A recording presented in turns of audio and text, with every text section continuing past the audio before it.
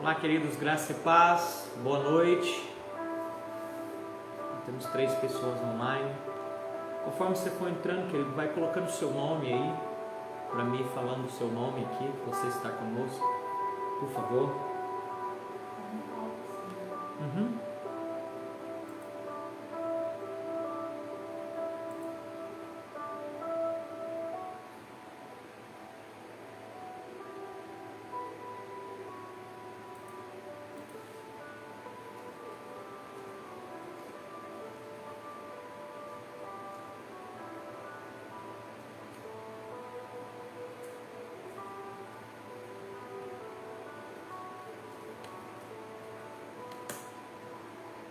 Já nós vamos começar, querido. Já nós vamos orar para nós darmos início.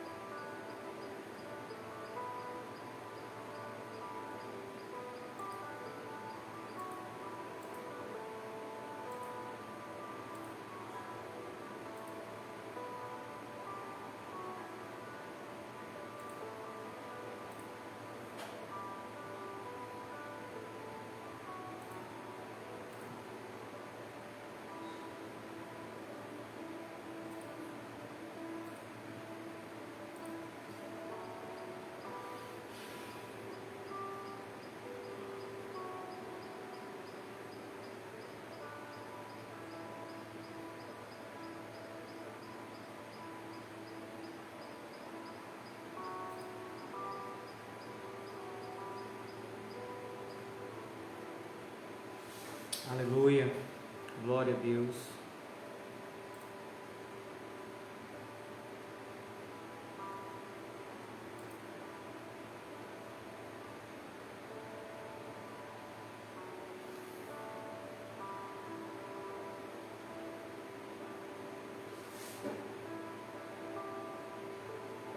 Esperar os irmãos entrarem para a gente começar, dar continuidade onde nós paramos ontem, né?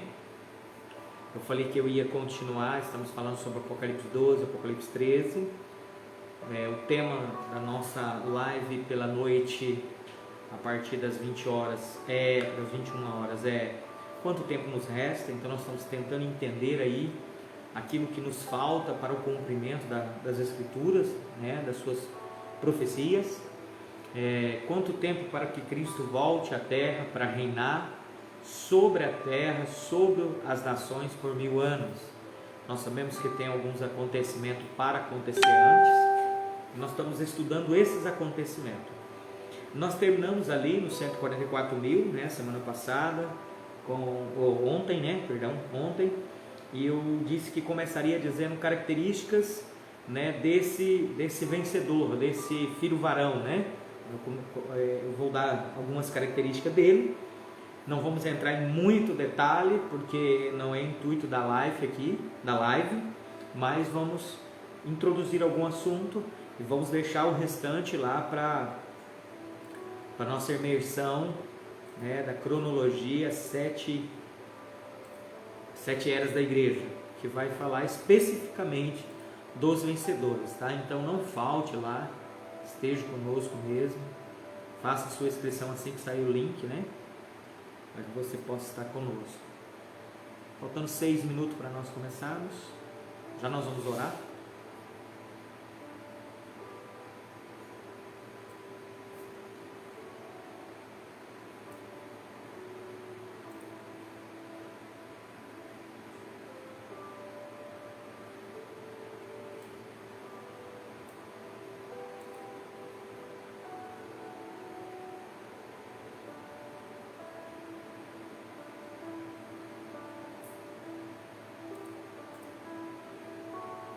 Estou deixando os links aqui dos nossos contatos, tá? Se de repente alguém precisa falar conosco.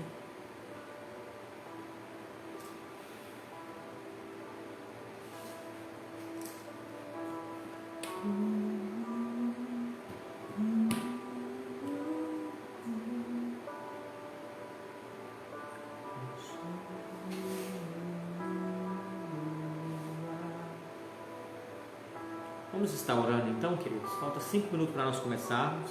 Quero já estar orando, já está dando a introdução.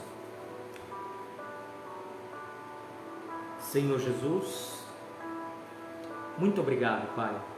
Somos gratos por essa sexta-feira maravilhosa. Somos gratos pela palavra. Somos gratos porque a Tua palavra está aberta diante de nós. Estamos gratos porque o Teu Espírito vai ministrar sobre nós, em nós e através de nós. Somos gratos porque estamos debaixo da mão poderosa do nosso Pai, do nosso Deus maravilhoso, e queremos, Senhor, de uma forma sobrenatural, nos visita com o Teu Espírito e em visitar-nos, Senhor, com o Teu Espírito em nós. Revela-nos, Senhor, as Escrituras, traga-nos o conhecimento, o entendimento, a ponto de não sermos enganados pelo espírito do anticristo, mas que nós possamos ser aquela geração justa como Noé, que em meio a uma geração injusta guardava o compromisso com Deus e foi salvo Noé e a sua família. Nos prepara, Senhor, para o rapto dos vencedores, que nós sejamos essa parte mais forte da igreja, que está sendo gerada com muita dor, e que nós sejamos arrebatados, subir no rapto para a nova Jerusalém, estar aí contigo. Eu abençoo, Senhor, na autoridade do nome do Senhor Jesus, que o Senhor Jesus abençoe cada pessoa que está nessa live, cada pessoa que vai assistir essa live, que vai compartilhar com outros irmãos essa live, que o Senhor derrame sobre ele, Senhor, que ele possa ser um evangelista, compartilhando com seus irmãos nas suas redes sociais, para que também outras pessoas possam ser cheias da Tua palavra, para que a nossa alma seja saturada pela Tua presença. Nós declaramos isso nessa noite. Nós declaramos que tudo que há nos céus se recaia sobre nós e cumpra toda aquela Tua vontade. Nos ensina a caminhar pela Tua vontade, não pela nossa, mas que a Tua vontade se cumpra em nós, em nome do Senhor Jesus. Nós te pedimos isso, em nome de Jesus. Amém e amém. Amém, querido Jafran. Olha, a Fran e o José já está aí. Seja bem-vindo. Domélica. Juzinha lá de Vilena, seja bem-vindo. Vamos entrando, querido, vamos entrando. Nós já vamos começando. Então vamos lá para Apocalipse, capítulo 12, que é o texto que nós temos lido. Apocalipse, capítulo 12.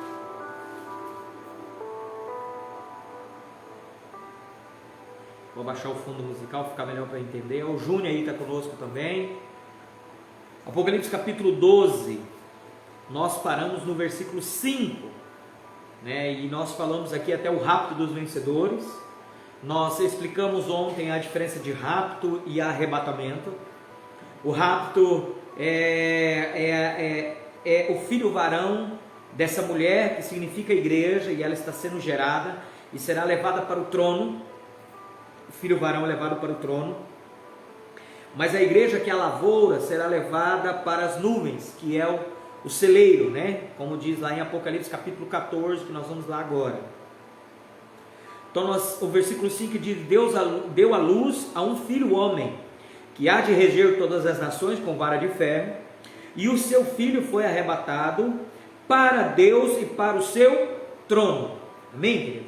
Então esse texto aqui fala do momento aonde será levantado o filho varão, o filho varão, e será levado para o trono e para o trono e para Deus. Então, nesse momento, querido, é interessante você entender que quando acontecer esse momento do rapto dos vencedores, ali se dá o start, ali solta a última semana de Daniel, que é os 7 anos da grande tribulação, aonde o anticristo Deus vai entregar o poder ao anticristo, e o anticristo vai reinar, aí por 7 anos sobre a terra.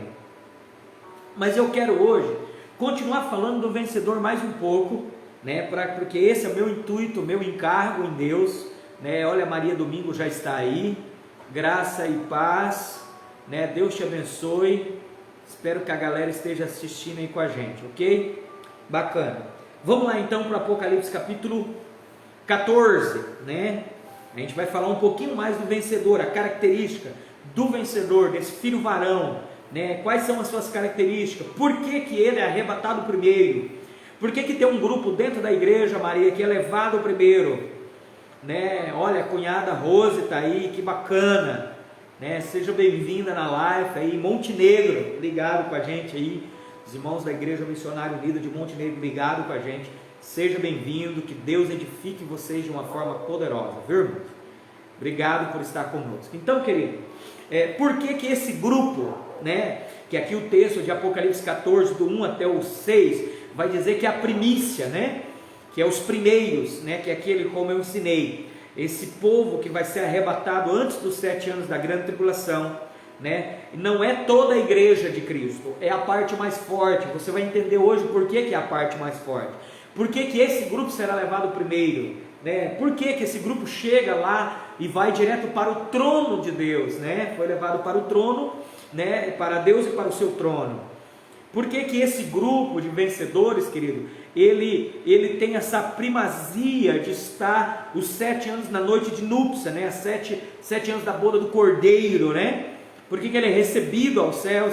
E a outra parte da igreja, a igreja que nós chamamos os salvos vencedores, vai para o trono, os salvos derrotados fica aqui os 7 anos, né? E depois é levado para as nuvens, ali para o tribunal de Cristo, onde nós vamos ler lá em 2 Coríntios capítulo 5, versículo 10. Mas vamos entender aqui agora, pastor Fábio, qual é a grande preocupação que a igreja de Cristo tem que ter?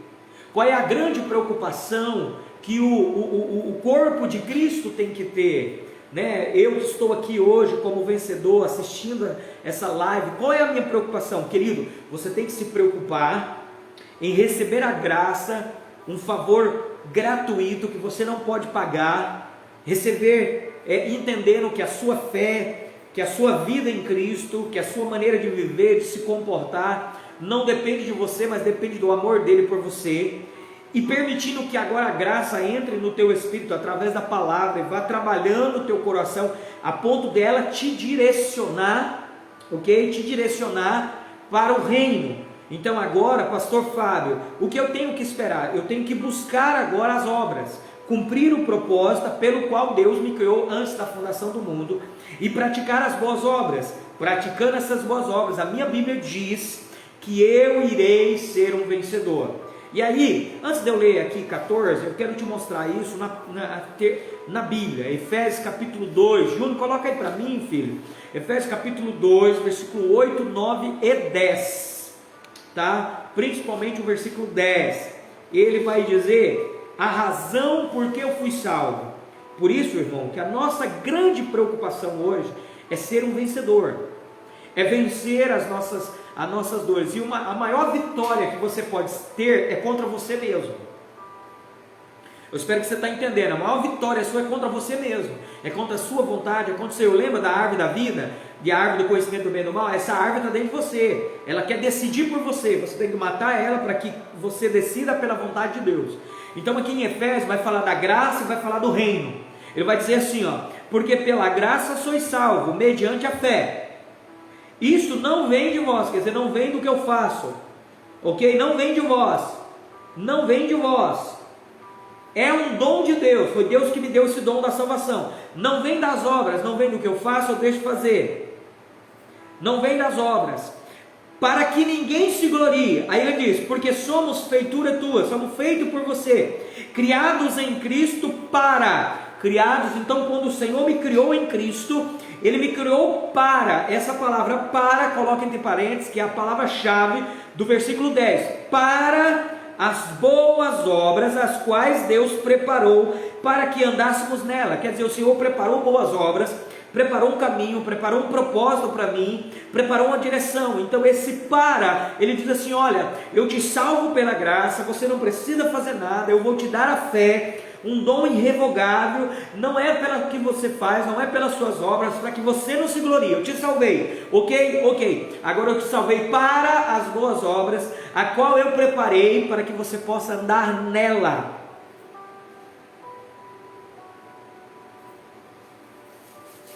Isso, olha, a Domérica colocou, esse é o maior vilão, é o ídolo que temos que lutar contra ele diariamente, é aquilo que habita em nós. Perfeito, Domérica.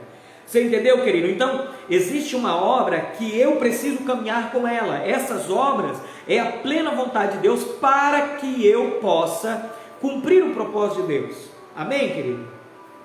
Só um minutinho que eu vou abaixar um pouquinho a minha câmera, tá?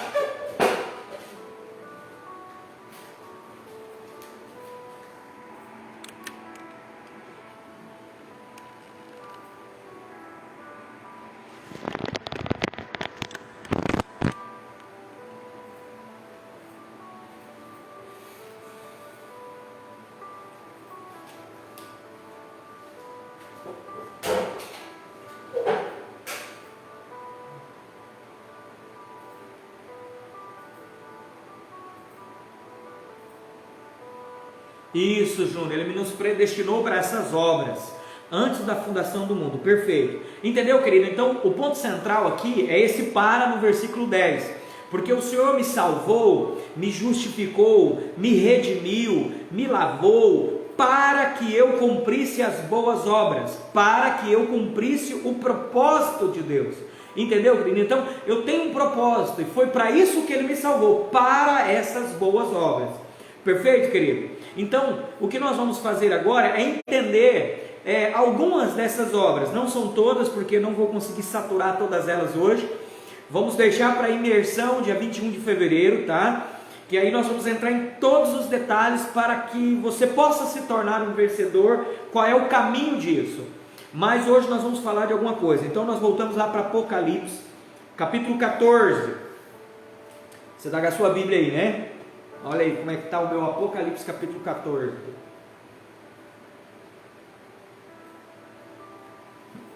Vamos estudar junto. Vamos lá.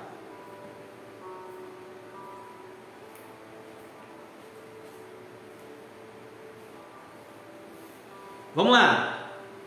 Capítulo 14, versículo 1. Vamos introduzir novamente o texto para que você possa entender. Olhei e eis que estava o Cordeiro sobre o monte Sião, lá no trono. O monte Sião simboliza aí, é o monte Sião, é o monte de Deus, é o trono de Deus, tá? É o terceiro céu, é o mesmo lugar. E com ele os 144.000, que nós já aprendemos que é 12 vezes 12 vezes 1.000, que é o governo de Deus, é o total de todos os, aqui ele está falando do total de todos os vencedores de uma vez só.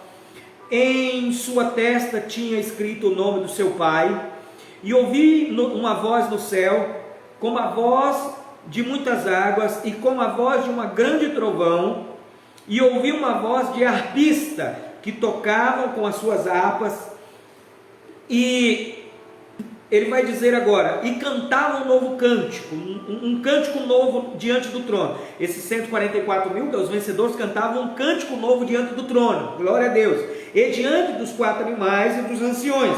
Ninguém podia aprender este cântico, aquele cântico, senão os 144.000 que foram comprados da terra. Quer dizer que esse grupo de 144.000 não está na terra, eles foram comprados da terra e está no trono diante do Cordeiro. Nós podemos linkar isso com outro texto, depois nós podemos linkar esse texto, agora não. Então esse ponto aqui central, nós temos que entender que essa situação que o apóstolo João está vendo é no trono de Deus, porque eles foram comprados da terra. Versículo 4, agora nós vamos aprender a característica dos vencedores. Ele vai dizer, e eles com mulheres, quer dizer, eles não tiveram contato com mulheres, não fala contato de mulher sexualmente, que mulher aqui no texto, versículo 4, vamos ler todo o texto, vai dizer, não foram contaminados com mulheres, porque são virgens.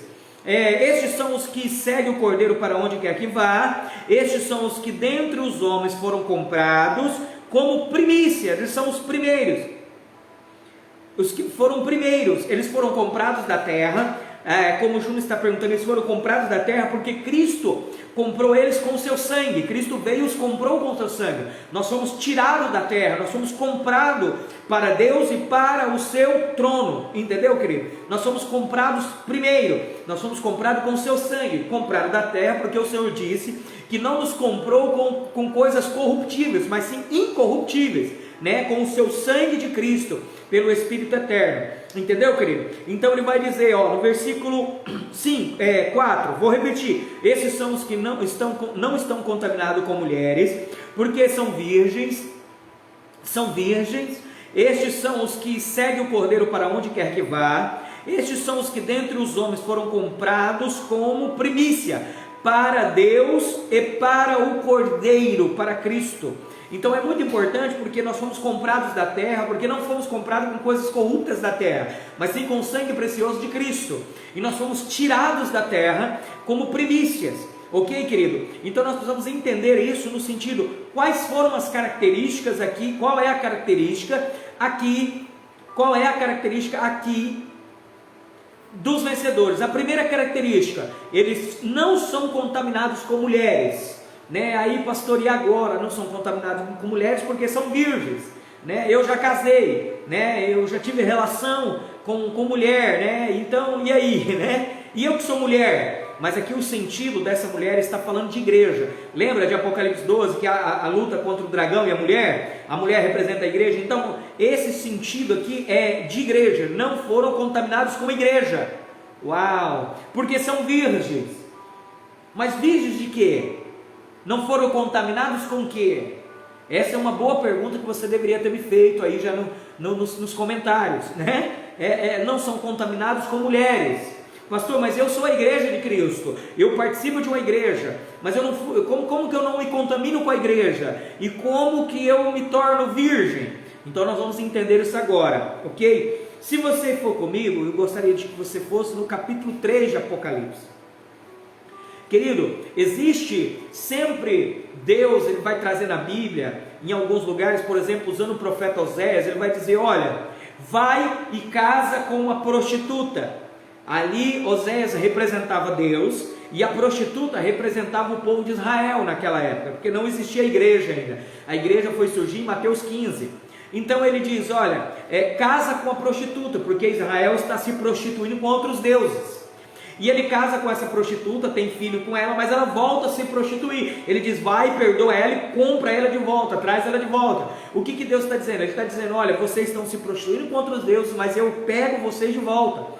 Então, a mulher é a representação da igreja, e essa igreja que ele está dizendo aqui, essa igreja ela está corrompida desde o ano 300, eu vou dar uma palhinha das 7 eras da igreja, tá? Da cronologia das 7 eras da igreja, uma palhinha, querido, bem pouquinho, para a gente não exaurir o texto aqui, né, a ponto de se perder.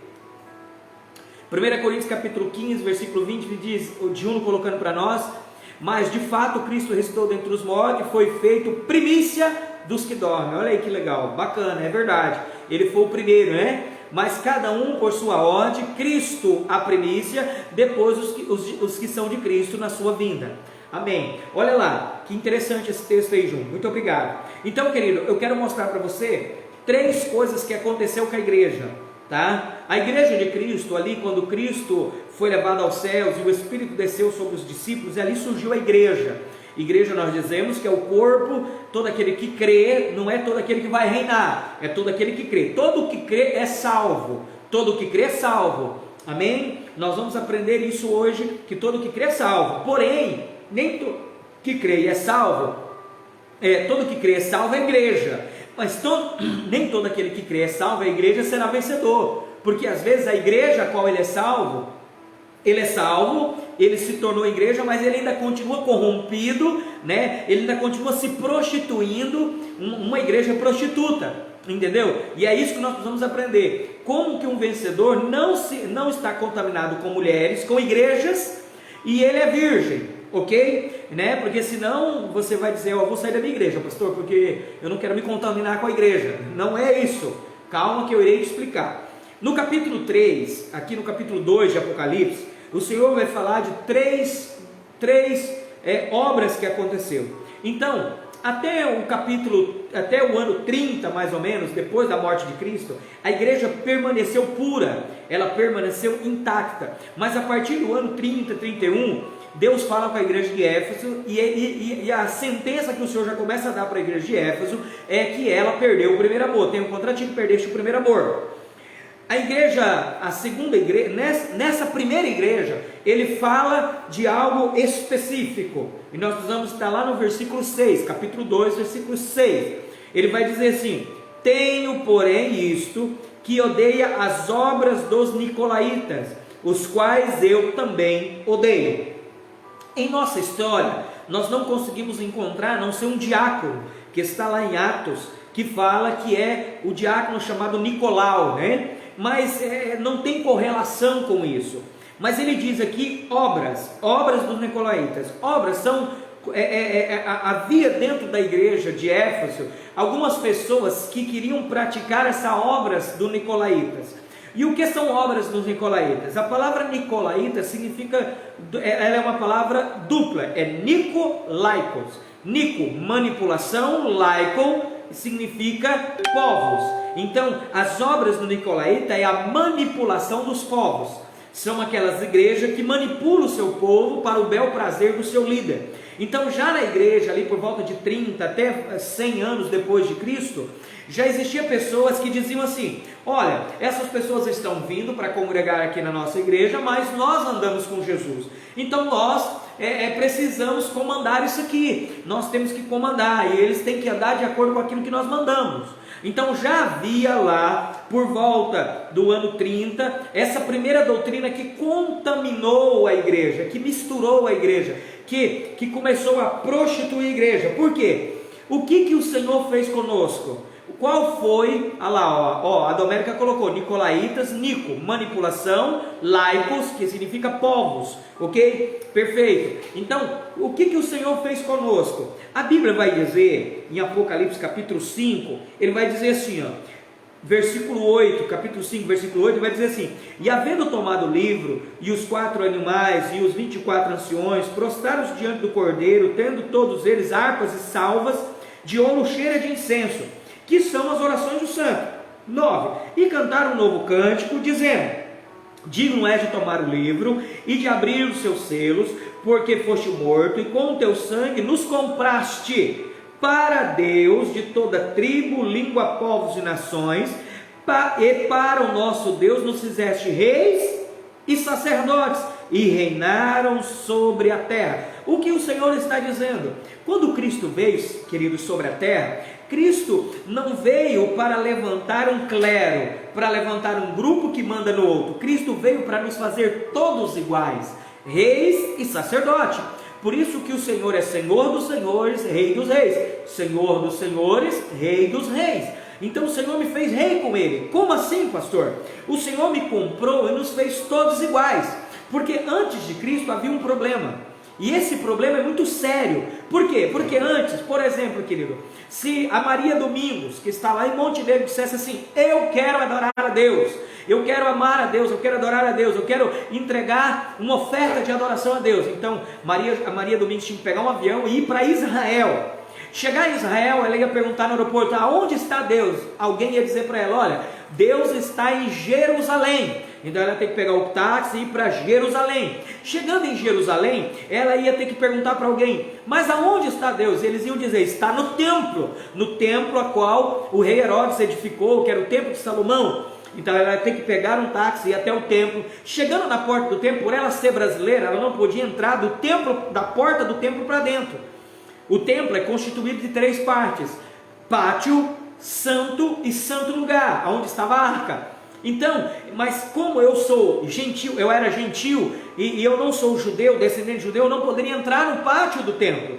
Eu poderia chegar até na porta, entregar a minha oferta, e eles entrariam e faziam um sacrifício, e eu ficaria do lado de fora.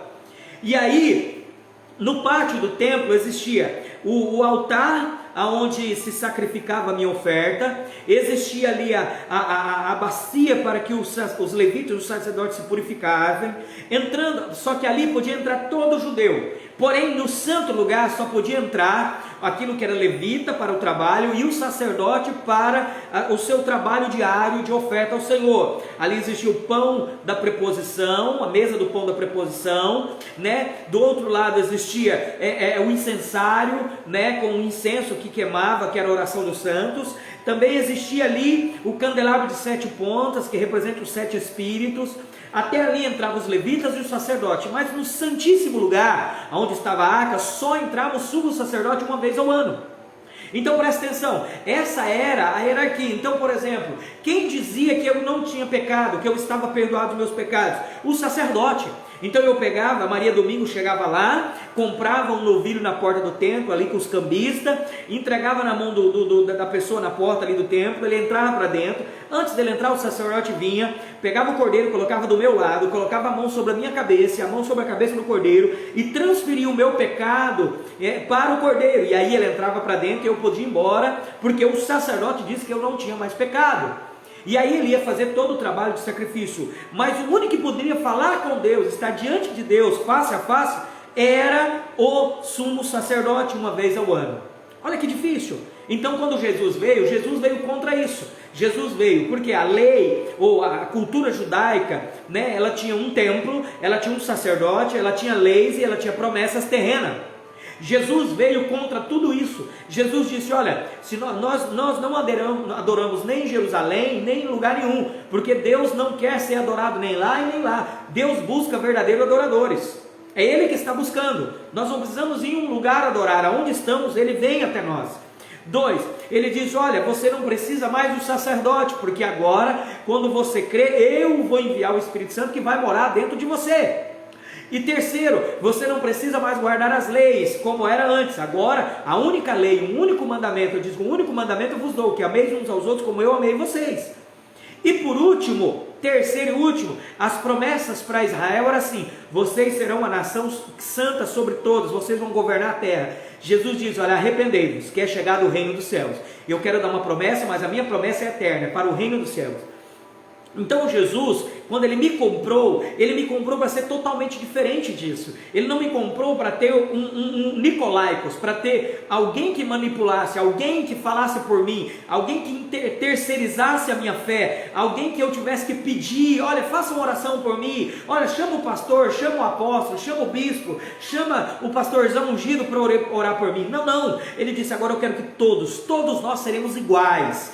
Todos nós teremos acesso diante do Senhor. Então quando Jesus morreu, querido, pagando o meu pecado, cumprindo a lei, cumprindo todas as coisas, o requisito da lei, Ele foi meu cordeiro pascual, né? É como se Deus pegasse Jesus e eu, colocasse a mão sobre a cabeça de Jesus e a mão sobre a minha cabeça e transferisse o meu pecado para Jesus e levasse Jesus para o matadouro, para o sacrifício, né? Jesus, Ele fez o trabalho inverso. Ele saiu do Santo do Santo, Ele trouxe os 7 espíritos para a terra. Ele passou pelo pão, o pão e o vinho, né? Lá existia, né, o pão e o vinho, 6 pão de um lado, 6 do outro, e uma taça de vinho no meio, representando a ceia do Senhor, o corpo de Cristo. Ele passou pelo incensário, porque Ele é o meu intercessor. Ele veio e se batizou nas águas ali na bacia de purificação, e por último Ele subiu sobre o altar e foi sacrificado. Quando Cristo morreu sobre esse altar, que se chama cruz, aconteceu algo sobrenatural, algo poderoso. O que aconteceu, pastor? Aconteceu, querido, que o véu rasgou de cima para baixo. Um véu que tinha uma espessura de quase 5 centímetros. Ele rasgou de cima para baixo. Para quê, pastor? O meu pastor me ensinou que é para mim entrar no Santo do Santo. Foi para Deus sair do Santo do Santo e entrar no lugar onde Ele preparou para Ele, que não é feito de mão de homens, no meu espírito. Então Ele saiu do Santo, lá da Arca da Aliança, Ele veio para a segunda aliança. Qual? A aliança de mim com Ele através de Cristo Jesus. Então hoje o próprio Deus habita dentro de mim. A graça é Deus habitando em mim, é o Espírito de Deus habitando em mim. Então o que quer dizer isso, pastor? Quer dizer que agora eu não preciso ter nicolaítas, eu não preciso praticar as obras do nicolaíta, o que? Deixar pessoas me manipular, e não preciso manipular as pessoas, porque todos, o meu pastor, o apóstolo é igual a mim, o bispo é igual a mim, a minha oração é igual a da Maria Domingos, não há diferença, nossa oração é igual diante do Senhor. Então a primeira contaminação da igreja, daquela igreja, quando ele diz assim: estes são aqueles que não são contaminados com mulheres porque são virgens, foi porque nós não praticamos as obras do nicolaíta. Obras, querido, significa práticas, significa eu praticar, eu fazer algumas coisas, eu por si só dominar as pessoas.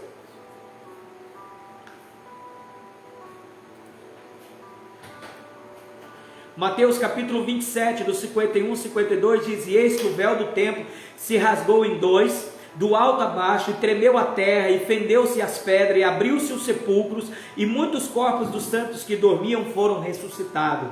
Obrigado, Domingo. Obrigado, Ti. Está entendendo, querido? Então essa é a primeira obra. Se você for perceber, na carta número 2, na carta número 2, na igreja de Esmirna, aparece a segunda prostituição da igreja.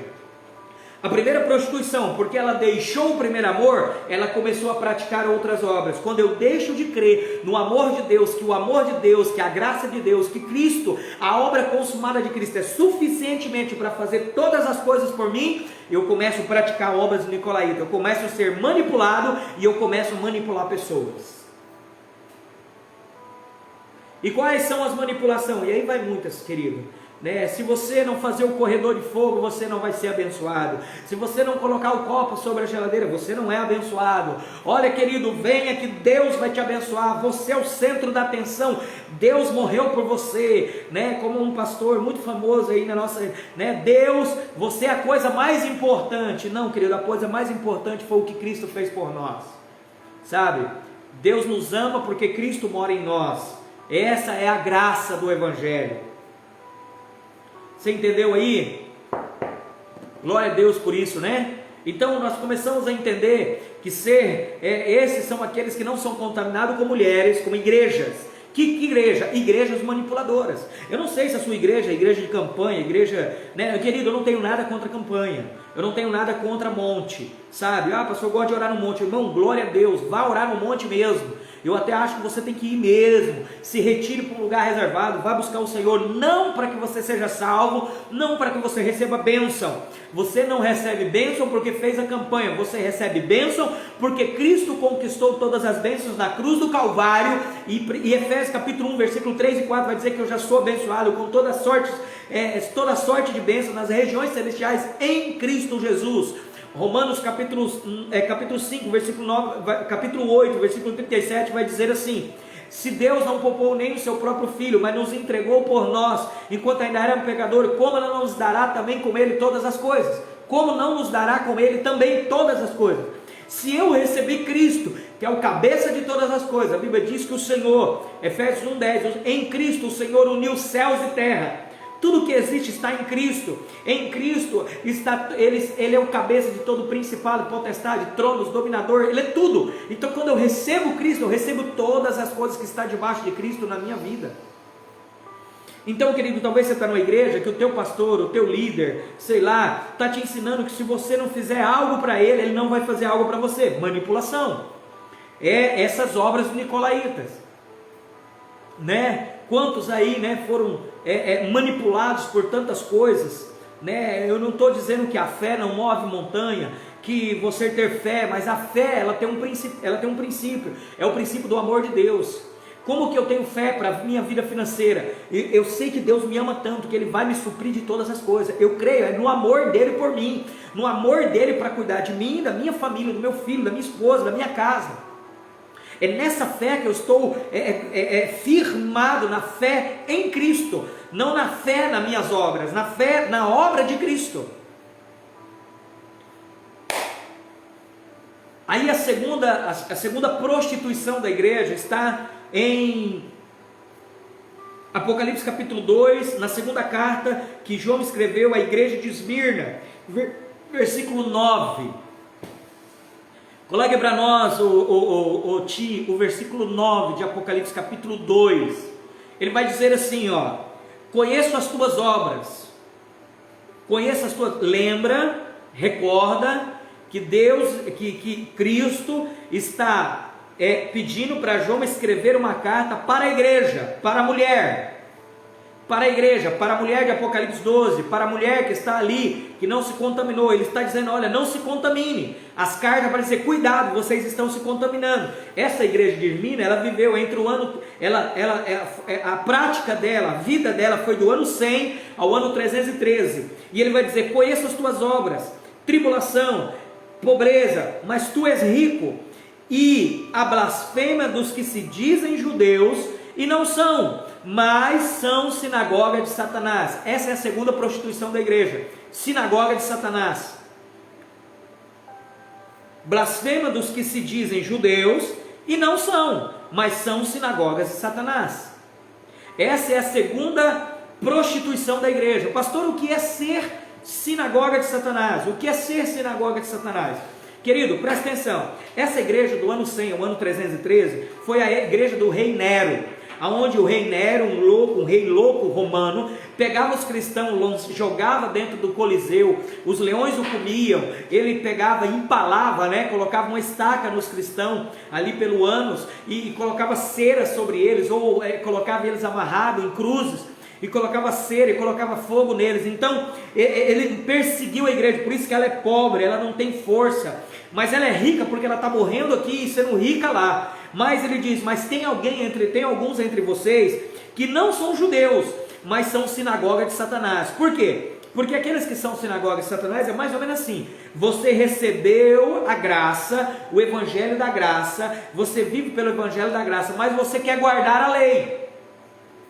Aí por causa da perseguição, você volta a guardar a lei, você volta às velhas práticas, você volta aqui especificamente ao judaísmo, você volta a, não pode usar saia, não pode, tem que usar saia, tem que usar brinco, não pode usar brinco, tem que guardar o sábado, não pode comer carne de porco, tem que usar a mitra, tem que fazer as festas sabáticas, você está entendendo? Isso é ser uma sinagoga de Satanás. Querido, nós não precisamos fazer nada além de crer em Cristo Jesus para sermos vencedor. Quando eu creio Cristo como centro na graça, eu sou vencedor. Mas quando eu começo a acrescentar algo, isso é sinagoga de Satanás. Então ser sinagoga de Satanás é crer em Cristo mais alguma coisa.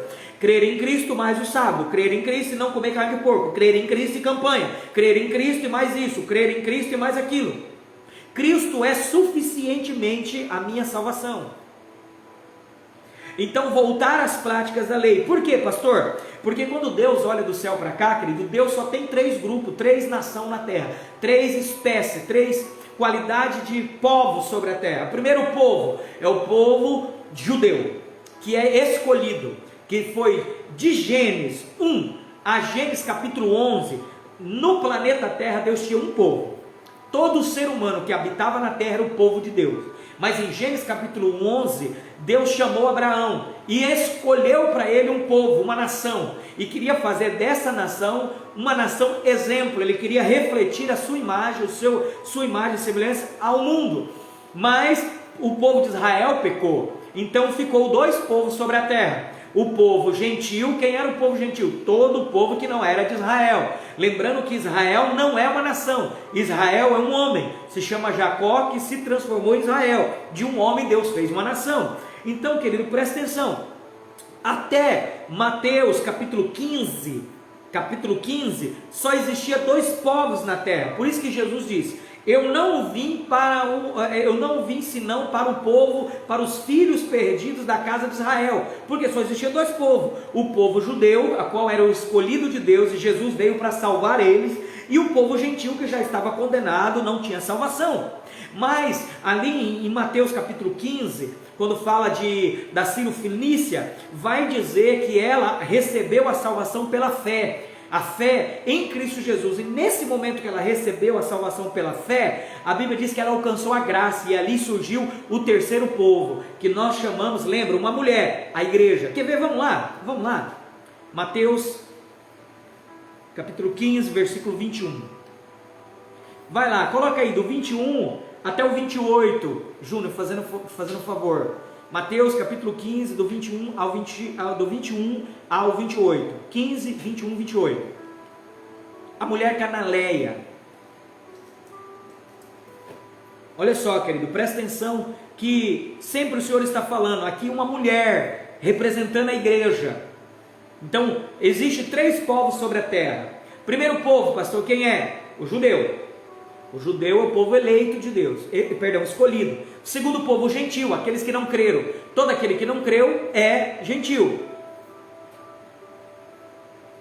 E o terceiro povo, aquele que do judeu e aquele que do gentil aceitou a Cristo pela graça e é a igreja de Cristo. Então, a partir do momento que o judeu aceita Cristo, ele deixa de ser judeu para ser igreja. Entendeu? Ele deixa de ser, quando eu pastor Fábio, eu não sou judeu, eu sou brasileiro, então quer dizer que eu era gentil, mas quando eu aceitei a Cristo, eu deixei de ser gentil para ser a igreja de Cristo. Eu sou o terceiro povo. Então, se eu já sou a igreja pela graça, eu não preciso voltar ao judaísmo, e não preciso voltar às obras do Nicolaíta, manipulação do povo, porque todo gentil, o mundo jaz essa manipulação dos governos, manipulação das empresas, manipulações das ideologias, manipulações de governo. Então, ou eu sou sinagoga de Satanás, ou eu sou a igreja de Cristo virgem, que não me misturei com essas duas doutrinas até agora. Nós vamos aprender a terceira daqui a pouco.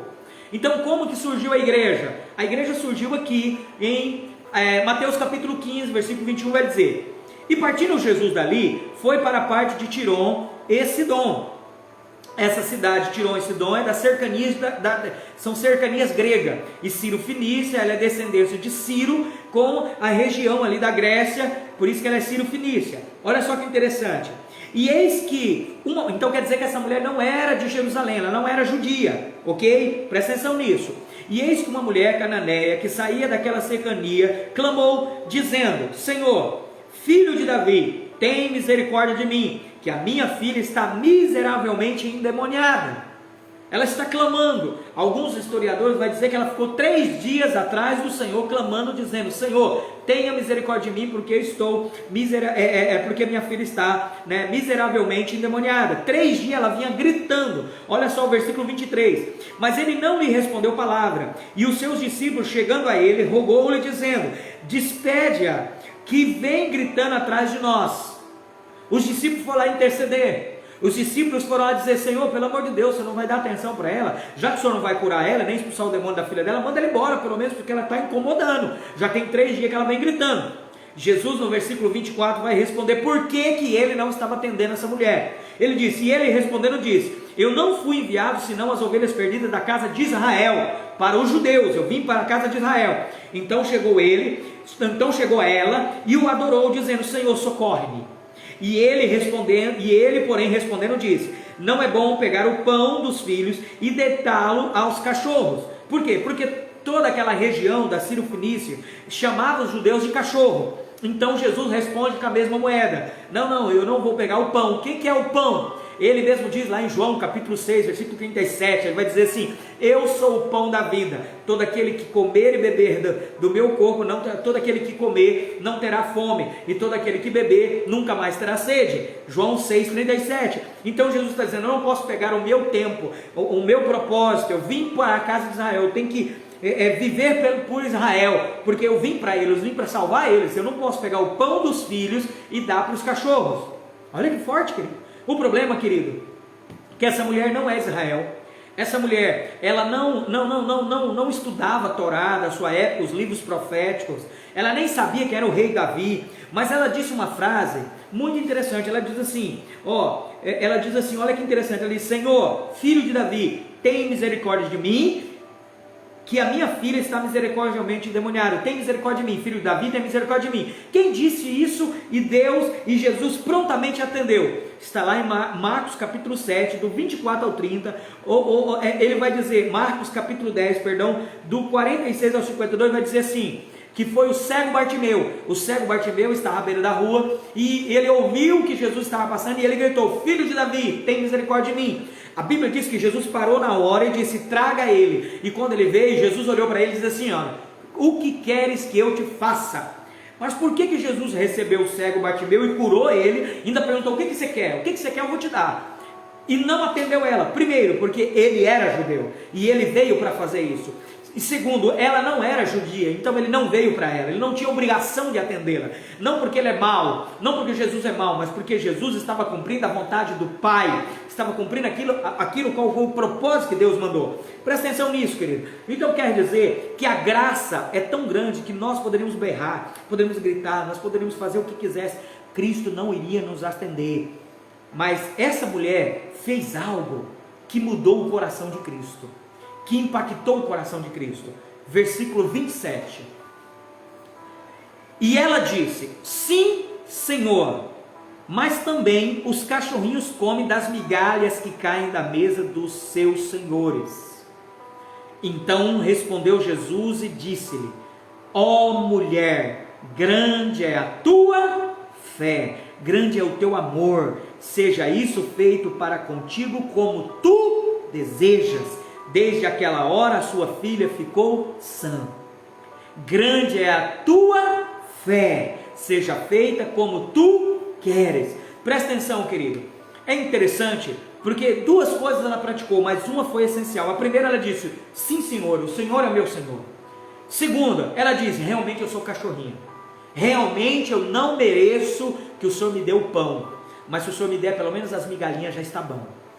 Aí Jesus olha para ela e diz: grande é a tua fé. O problema, querido, que a Bíblia diz em Efésios capítulo 2, versículo 8, 9 e 10, nós lemos que a graça, sois salvo pela graça mediante a fé. A fé dela, ela sabia que o amor de Deus era tão grande que não ia rejeitar ela, que a fé dela alcançou a graça, e a graça alcançou a salvação para a filha dela, porque ela alcançou pela graça, pela fé. Então aqui surgiu a igreja. Por quê? O judeu pratica a lei, o gentil não pratica nada, na verdade vive em pecado, ele pratica a incredulidade.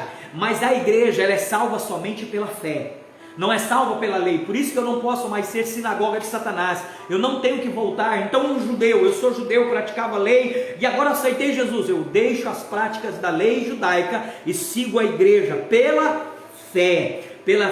E a Bíblia diz: olha, tenha fé. Se você tiver fé, todas as coisas é possível aquele que crê, pela fé. Então eu não tenho que ter outra prática a não ser a fé. Aqui surgiu, através de uma mulher, a igreja de Cristo. Então agora o problema, querido, é que se essa mulher alcançou a graça e recebeu a salvação, então agora Jesus não pode rejeitar o resto do povo. Por isso que o Senhor teve que parar o relógio, e 2000 anos se passaram até a última semana de Daniel, que é os 7 anos da grande tribulação. Você está entendendo isso, Domérica? Gálatas 5:6, a fé que opera pelo amor, isso mesmo. Então o amor foi tão grande que operou a fé no coração dela, e ela alcançou. Por isso que o Senhor diz: ó mulher, grande é a tua fé. E ainda diz para ela: seja feito como tu queres, como você quiser.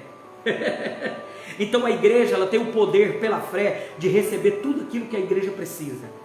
O problema, querido, que esse povo aqui da igreja de Esmirna, eles estavam voltando à prática do judaísmo, eles estavam voltando à prática da lei para conquistar algo, eles estavam abandonando a graça. E a Bíblia diz que se você praticar a graça, se você praticar a lei, Cristo se tornou vã na sua vida.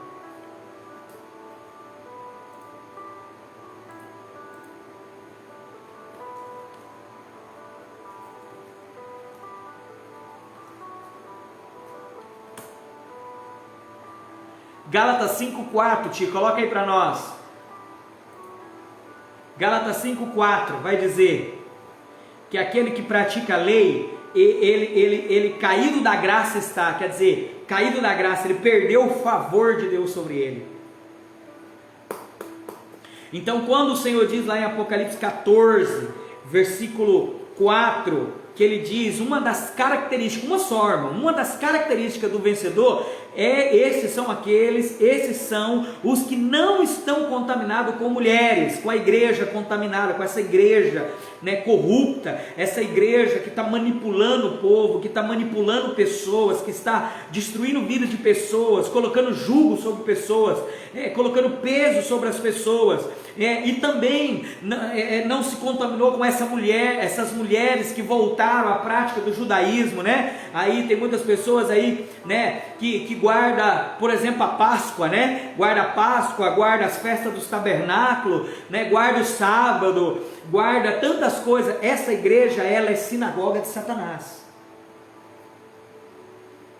Voltou à prática judaica. Eu não tenho que praticar nada que os judeus fazem, querido. Por quê? Porque eu sou a igreja, eu não sou judeu. Por isso que eu sou virgem, porque eu não me contamino com isso.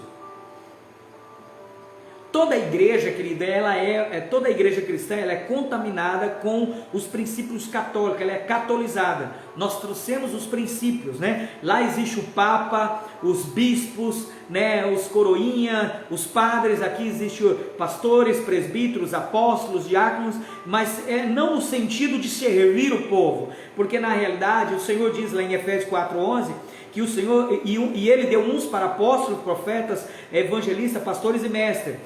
Para quê? Para a capacitação dos santos, para a obra do ministério. Então eu estou aqui quanto pastor, eu sou um pastor, mas eu estou aqui para servir você e capacitar você para a obra do ministério, para que você também faça a mesma coisa que estou fazendo com o outro.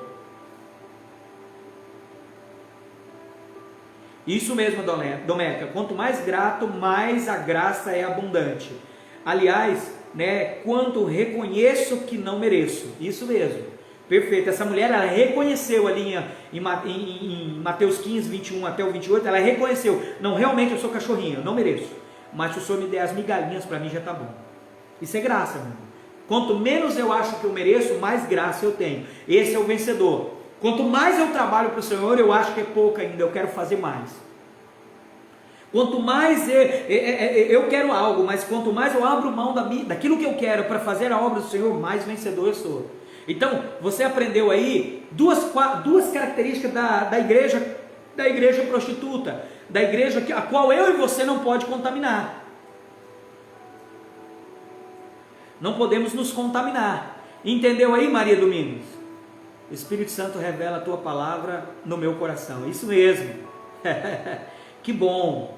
Entendeu aí? A galera você está conseguindo entender? Se tiver alguma dúvida, coloca a pergunta aí, tanto eu quanto o Ti, quanto outros que estão aqui, podemos responder para você, tá? Não fica com dúvida não, tira a sua dúvida, a gente não tem pressa, amanhã tem outra, né? Segunda-feira, terça-feira, nós vamos aqui caminhando e vamos aprendendo, vamos compartilhando a palavra, tá? Não temos pressa, nosso intuito é que nós possamos saturar todas as nossas dúvidas, a ponto do nosso coração ser puro, né? Como diz lá, uma igreja virgem, né? Esses vencedores são virgens, ok? Vamos ver a terceira, né? Então a primeira obra é a obra dos nicolaítas, a segunda é a sinagoga de Satanás.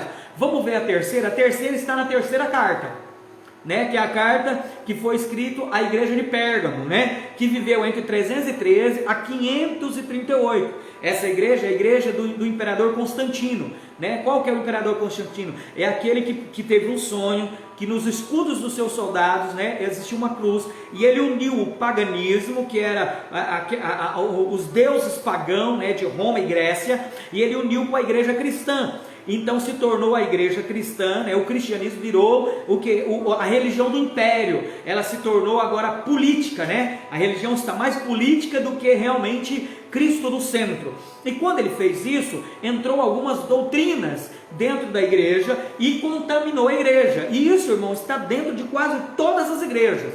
E eu vou dizer quase todas. Ó, sinagoga de Satanás. Ó, a doutrina de Nicolaítas está dentro de quase todas as igrejas, quase todas. Por isso que a igreja não é denominações, a igreja são nós que estamos dentro das denominações. Pastor, eu vou abandonar minha denominação? Não, querido, você não tem que sair da sua igreja, não tem que sair da sua denominação, né? Se você é batista, se você é presbiteriano, se você é assembleiano, se você é da missionária, da luterana, não, você não tem que sair, você só tem que ser a igreja que não contaminou com essas doutrinas que está aí dentro. Na verdade, nós temos que ir contra essas doutrinas, ensinar a Bíblia, ensinar as Escrituras para esses pastores, mestres, missionários, bispos, apóstolos, para que eles venham ter luz da verdade das Escrituras e deixar de manipular o povo com indulgências e com ídolos, né? O ídolo do copo de água, o ídolo lá da vassoura, o ídolo da campanha, o ídolo do óleo santo, 7 unções, e vai. Entendeu? Nós não temos que nos apartar da nossa denominação. Nós temos que, na verdade, dentro da nossa denominação, ser a igreja verdadeira, a igreja que não se corrompe. Amém, querido? Ser virgem pura. Lógico, querido, se isso você for capaz. Por exemplo, não conseguimos caminhar com a última denominação que nós estávamos. Nós tivemos que sair. Por quê? Porque não conseguimos caminhar, houve uma objeção. Mas nós não deixamos de continuar sendo igreja. E eles também são igreja. O que eles precisam é conhecer as Escrituras, a ponto das Escrituras. A Bíblia diz que a palavra é lâmpada, ela é luz para a minha alma. Então quando eu conheço as Escrituras, ela clareia a minha alma, ela me dá vista. Eu vejo, eu consigo entender a verdade. Amém? Glória a Deus. É isso aí, Maria. Perfeito, correto, filha. Espero que você tenha entendido, né? E aí, querida, nós estamos à disposição da cidade de Montenegro. Se precisar, estamos às ordens para ir aí, ficar aí um final de semana, ensinar as pessoas, compartilhar gratuitamente. Mas aí você vai ter que pedir para mãe Vera fazer aquele franguinho assado aí para nós, né? Para a gente poder comer aí, amém? Eu ainda levo dominguinho comigo ainda. Vamos lá, então vamos para a terceira carta. O versículo, nós vamos ler a partir do 14, capítulo 2, versículo 14, vai dizer: mas algumas poucas coisas tenho contra ti, porque tens lá os que seguem a doutrina de Balaão, o qual ensina Balaque a lançar tropeço diante dos filhos de Israel, para que comesse do sacrifício dos ídolos e fornicassem. Olha só, essa é a terceira. Qual é a terceira? Doutrina de Balaão. Qual é a doutrina de Balaão? Aí nós vamos ler depois, lá em Números 25, fala sobre Balaão. Balaão era um profeta de Israel, e estava lutando o rei, eu não lembro se era o rei da Síria e o povo de Israel. Então esse rei chamado Balaque contratou, ele corrompeu o coração, deu dinheiro para ele, contratou ele para ele profetizar contra Israel.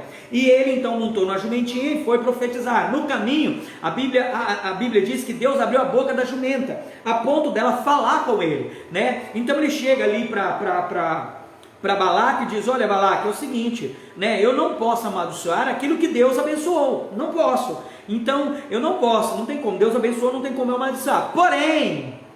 Porém, existe um jeitinho brasileiro. Como? Pega mulheres bonitas do seu arraial sírias, coloca ídolos dentro das bolsas delas e envia para o arraial Israel. Elas são tão bonitas e os homens israelitas vão casar com elas e vão se prostituir com elas. Deus disse na sua lei que não podia misturar a raça. Então quando eles fizeram isso, o povo de Israel pecou, eles atacaram e o povo de Israel perdeu a guerra. Presta atenção, existe muita igreja que tem um jeitinho brasileiro.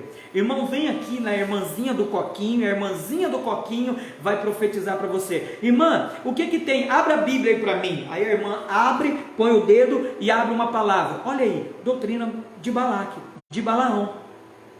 Quantas igrejas, irmão, olha, você não precisa sacrificar, traz aqui 7 ofertas, 7 ofertas você alcança a bênção. Olha, compra a vassoura que limpa, que varre o corredor do pecado, compre o óleo e unja a sua casa. Sempre tem um jeitinho brasileiro. Quantas igrejas usam isso, querido?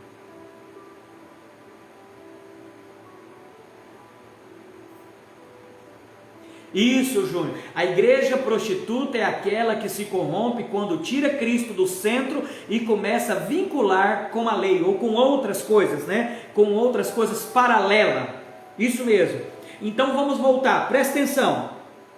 Presta atenção. Nós temos a doutrina dos Nicolaítas. Nicolaítas é a manipulação do povo. Nós temos a doutrina de Balaão, jeitinho brasileiro. Olha, eu não posso, né? Mas olha, se você fizer esse negocinho aqui, dá certo, né? E tal. E a sinagoga de Satanás. Então, essas 3 qualidades de igreja estão dentro das igrejas hoje. Você vai ver igrejas que praticam a lei, né? Dizendo, olha, aqui na igreja todo mundo tem que ser assim, papapá. Pratica a lei, né? Temos igrejas que tem manipulação, né? O bispo, o pastor, o apóstolo, o líder da igreja, ele manipula o povo para poder arrecadar dinheiro, para gerar bens ou para ser adorado pela sua igreja, né? Olha, irmãos, ninguém pode orar, é só ele que pode orar, porque ele tem unção, ele tem o poder, né? E os outros não tem não, os outros tudo uns coitados, varrido. Não, querido, todos nós somos iguais. Terceiro, doutrina de Balaão, que é aquele jeitinho, né? Aquele jeitinho dentro da igreja, né? Olha, o irmão é rico, o irmão senta aqui na primeira cadeira, é meu amigo, mas o irmão é pobre, né? Não tem muito, não dizima, não tem como dizimar e ofertar, não, o irmão nem visita, né? Se quiser ir para outra igreja, pode ir, né? Nós temos a classe social, nós temos divisão na igreja, né? Essa igreja é uma igreja rica, então eu tenho que usar palavras polidas, bonitas, para agradar o coração. Pastor, você não pode falar isso, pastor. Como que o senhor vai falar aqui contra isso, contra aquilo, pastor? Não pode. Se o senhor falar, isso não pode, pastor, né? Tal, vai magoar o fulano de tal, vai magoar o cicrano, né? Irmão, eu passei por isso. E passando por isso, toda segunda-feira eu recebi uma mensagem dizendo que eu não podia fazer isso. Mas aí, isso aí, querido, se chama doutrina de Balaão, jeitinho brasileiro. Tem que falar para agradar. Eu não posso dizer para você que você não recebe pelo que você faz, mas você recebe pela graça, o favor de Deus. Eu não posso dizer para você que você é salvo para sempre, se você não perde, porque senão os irmãos vão sair e vão pecar, né? Eu tenho que colocar lei, não, você tem que fazer isso. Está entendendo, querido? Essa é a qualidade de igreja, de mulheres que vão contaminar o filho varão, que vão contaminar aquela parte de dentro da igreja chamada filho varão, que não se corrompe com essa igreja, mas ele foi gerado com dores de parto, a ponto de ser levado para o trono e para Deus. Está entendendo, querido, até aí? Quanto tempo nos resta? Essa é a pergunta. Se você olhar Maria Domingos, se você olhar hoje para as igrejas ao redor de você, ou até mesmo para a igreja que você congrega, quanto tempo nos resta?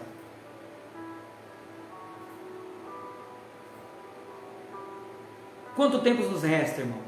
Muito tempo? Pouco tempo?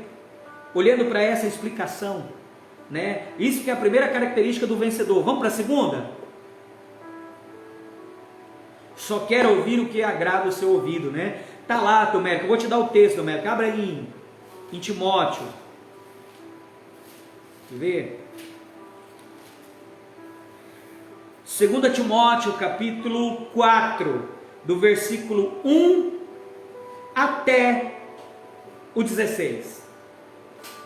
Eu vou ler para complementar a palavra que a Domélica deixou aí, ó. Só quero ouvir o que agrada os ouvidos. Isso, Maria, muito bem. Pouquíssimo tempo, não há muito tempo. Então, Maria, cuida para você ser uma vencedora. Não deixa ninguém ficar te manipulando. E também não manipule ninguém. Não use a lei para que alguém siga Cristo, mas revele a Ele o amor. O amor de Deus nos constrange. A Bíblia diz que o amor de Cristo, 2 Coríntios 5,14, o amor de Cristo nos constrange a estar nele. Entendeu?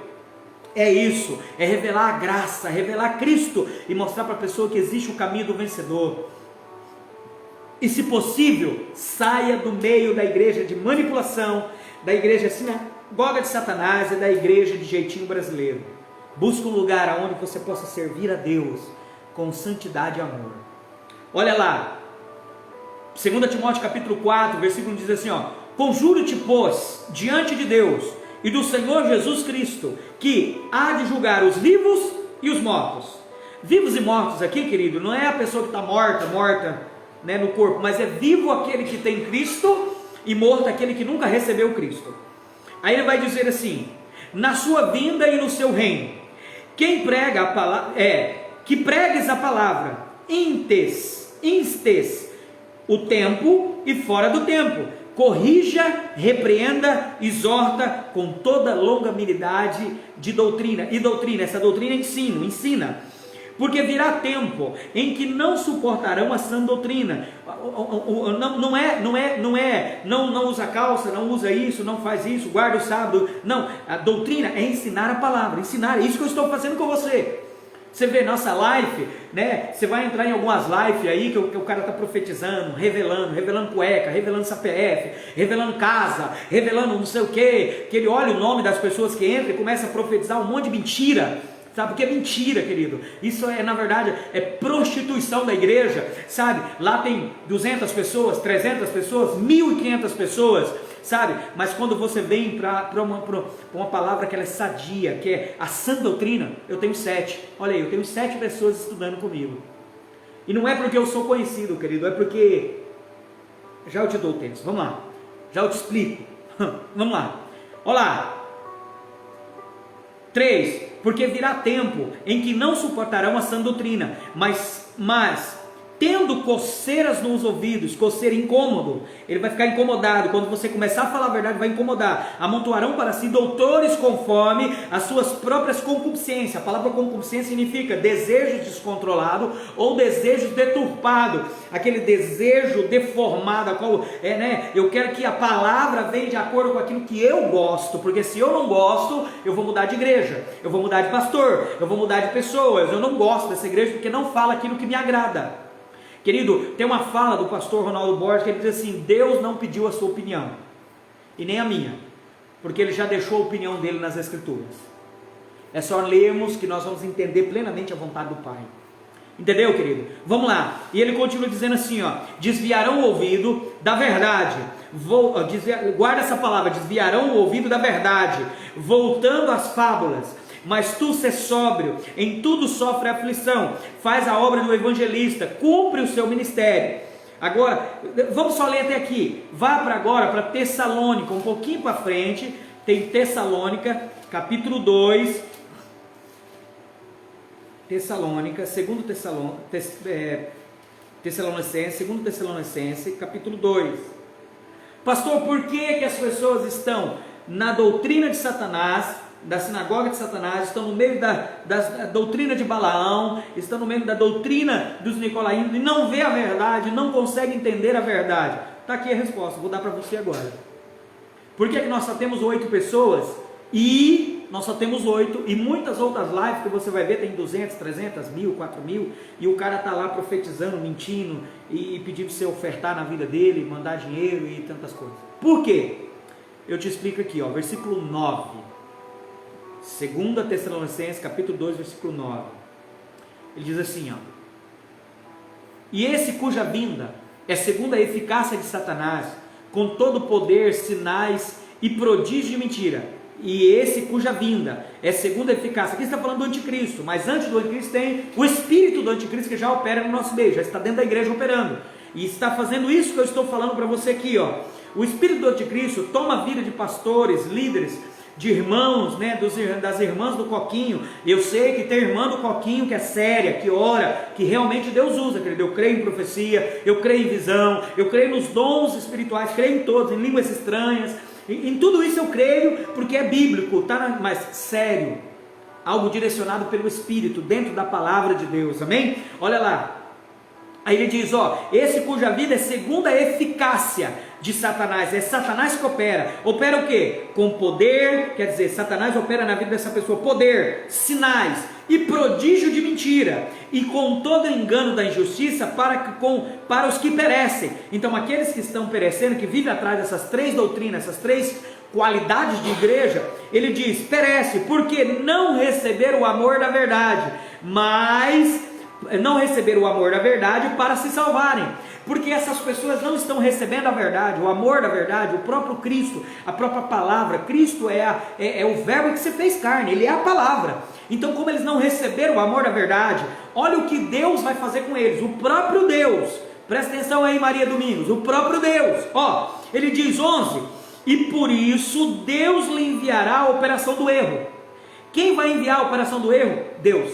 Porque eles não receberam o amor da verdade para se salvarem aqui não é salvação eterna, se salvarem dessas igrejas corrompidas, se salvarem do milênio, do castigo, da disciplina do milênio, se salvarem dos 7 anos da grande tribulação, porque aqui já está na tribulação, na grande tribulação, esse texto é da grande tribulação. Então ele vai dizer, e por isso Deus lhe enviará a operação do erro. Essa palavra operação do erro, eu posso traduzir ela, querido, por poder sedutor. Então Deus lhe enviará um poder sedutor para que creiam a mentira. Porque, querido, igrejas que são de campanhas, igrejas que são de recompensa, vem que você terá uma casa nova, vem que você vai receber isso, lota, está cheia. Por quê? Porque eles não quiseram o amor da verdade, que é só Cristo. Cristo é a única verdade, Ele é o amor da verdade. Como não quiseram para a sua salvação em todas as áreas, o Senhor lhe envia a operação do erro, e eles então vão crer, olha só, e eles enviam a operação do erro para que creiam na mentira, para que sejam julgados todos os que não creram na verdade, a verdade, antes tiveram prazer na iniquidade. Então, querido, presta atenção, a Bíblia é bem clara. Eu posso dar outro texto para você, já nós voltamos aqui para Apocalipse, vai lá em Mateus 13, deixa eu ver se é Mateus 13 mesmo, isso, Mateus 13, nossa, né, Domérica, é isso mesmo, é muito triste isso. Por quê? Porque a gente percebe que Deus primeiro nos deu a oportunidade, né? Ele nos lançou o amor, a Bíblia diz que Ele nos alcança com amor, com um laço de amor, mas eu crio uma barreira com o amor de Deus, eu quero viver pela lei, não, é que eu não mereço, eu tenho que sofrer mesmo, eu tenho que pagar, porque eu sou muito mau. Então Deus enviará a sedução pela mentira, eu vivo pela mentira, eu prefiro acreditar na mentira, e essas pessoas que pregam essas mentiras, estão pregando crendo que é verdade, está entendendo? E eu vou dar outro texto para você, antes desse, que vai complementar esse.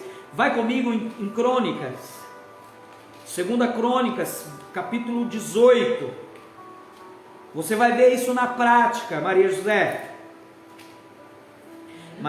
não, Maria Domingos, desculpa, vamos lá, antes de Mateus, capítulo 13, vamos lá em 2 Crônica, capítulo 18, do 18 a 22, você vai ver isso na prática.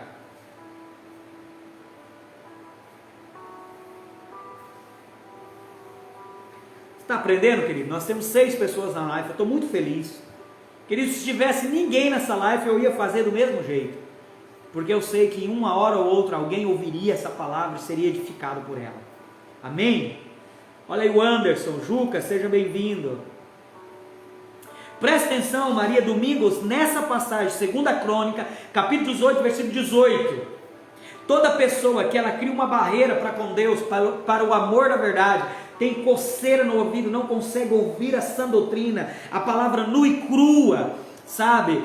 Toda pessoa que vive nessa situação, Deus ele permite que ela seja seduzida pela mentira. Agora aqui é um pouco pior, aqui é um pouco piorzinho, aqui é a prova real, tá? Vamos ler, versículo 18, 2 Crônica 18 até o 22, vai dizer assim: e disse mais, ouvi pois a palavra do Senhor, viu o Senhor assentado no seu trono. O autor de Crônicas aqui, ele teve uma visão, e ele viu o Senhor sentado no trono dele, e todos os exércitos celestiais em pé, à sua direita e à sua esquerda. Então olha só para explicar, Crônicas, quem está escrevendo Crônicas disse, olha, eu vi o Senhor sentado no trono dele, à sua direita estava todas, olha, e ele diz bem claro, todos os exércitos celestiais. Então não são pessoas humanas, são anjos, querubins, serafins, são anjos caídos, porque todos os anjos caídos que caíram com Satanás, até Satanás, que é luz, é filho de Deus, porém filhos bastardos. Então eles precisam, nas reuniões que Deus conclama, eles precisam ir lá também, porque Satanás hoje não tem mais livre-arbítrio, ele não faz o que quer, ele é o instrumento da justiça de Deus, ele obedece a Deus, ele não faz o que ele quer, ele só pode tocar em Jó porque Deus liberou. Então presta atenção, versículo 19, e disse o Senhor, quem persuadirá o rei Acabe, rei de Israel, para que suba e caia em Ramote de Gileade? Um dizia desta maneira e outro dizia de outra maneira. Presta atenção, o rei Acabe era o rei de Israel, e existia o rei de Baal, né, dos Baalins, e Acabe não queria entrar em guerra com esse rei, então ele casou com Jezabel. Jezabel trouxe a prostituição, e essa prostituição não era somente sexo, né? Mas era a deusa Diana, né? A deusa dos filisteus, e os seus ídolos de Baal para dentro da terra de Israel. Então, enquanto Israel adorava a Deus no altar, ela com outras pessoas adorava ao deus Baal, a deusa Diana e outros. E ali havia essa orgia de prostituição, né, da mulher, da igreja de Cristo, que era Israel na sua época. Então, em esse momento, Deus então se ira contra Acabe, porque ele estava corrompendo, prostituindo o povo, aceitando essa idolatria no meio do povo. Então, de repente, Elias se levanta e vai até Acabe e diz: olha, Acabe, da mesma maneira que aquele homem da vinha de Nabode, né, você matou ele, você vai morrer no mesmo lugar, lá na terra de Ramode, você precisa cair naquele lugar, você vai morrer lá. Então presta atenção comigo, se alguém profetiza que eu vou morrer em tal lugar, eu não vou para esse lugar. Então Acabe não queria descer para a terra de Ramode, né? Não tinha como levar ele lá. Então Deus diz: quem vai persuadir, quem vai seduzir Acabe, a ponto de Acabe descer para a terra de Ramode e ali ele morrer, para cumprir a palavra do profeta. Presta atenção, irmão, versículo 20. Então saiu, aí, né, lá um espírito dizia uma coisa, um anjo dizia outra, outro espírito dizia outra, mas de repente no versículo 20, então saiu um espírito e se apresentou diante do Senhor e disse: eu o persuadirei, eu vou seduzir ele, eu vou seduzir ele para que ele creia e vá para lá. Aí Deus diz, e o Senhor lhe disse: com quê? Como que você vai fazer isso? Versículo 21, e ele disse: eu sairei e serei um espírito de mentira na boca de todos os seus profetas. Olha aí, o espírito de mentira, um espírito diabólico se apresenta e diz: Deus, eu irei persuadir ele. Como que você vai? Não, eu vou sair e vou até a boca de todos os seus profetas, e Deus, eu vou colocar uma profecia mentirosa na boca dele, eu serei um espírito de mentira, e tudo que os profetas profetizar será mentira, mas ele vai crer na mentira. Versículo 21, e disse-lhe: eu sairei e serei um espírito de mentira na boca de todos os seus profetas. E disse o Senhor, tu o persuadirás, disse o Senhor ao espírito de mentira, tu o persuadirás, e ainda prevalecerá. Sai e faz assim. Deus o enviou com a vitória. Está entendendo aí? Versículo 22. Agora, pois, eis que o Senhor pôs um espírito de mentira na boca, presta atenção, destes teus profetas, e o Senhor falou mal a teu respeito. Então, se você depois for lá no texto, depois você vai lá no texto, né, e você vai ver que eles vão profetizar, todos vão dizer: rei Acabe, né, Josafá, que era um rei de Judá, um bom rei, filiou a sua aliança com Acabe para enfrentar um certo rei, mas aí vão consultar os profetas, não pode ir, rei, Deus vai entregar a vitória, mas tem um profeta. Josafá diz: não tem um profeta aí que pode profetizar? Acabe diz: olha, tem um aí, mas ele não gosta de mim não, ele é muito chegado em mim. Então buscou esse rei, esse profeta, que diz que é o profeta sem nome. Esse profeta profetiza, dizendo: olha, realmente Deus entregará, né, a guerra na mão de vocês, vocês vão ser vitoriosos, mas você, Acabe, você não, você vai voltar morto. Então, presta atenção, o que Acabe fez, contando a história para você entender, ele pega as suas vestes reais, coloca em um soldado, pega o soldado e coloca no seu carro real, e coloca ele na batalha, e Acabe veste uma roupa normal de um soldado. Um soldado inimigo no monte levanta uma flecha e taca a esmo, né, no rumo aí de qualquer um para matar, e quando ele taca essa flecha, eu imagino Deus pegando essa flecha, fazendo assim, ó, e acertou Acabe, e Acabe morreu. Então, querido, presta atenção, quem matou Acabe foi o próprio Deus, usando o inimigo para profetizar mentira. Por quê? Porque Acabe rejeitou o amor da verdade.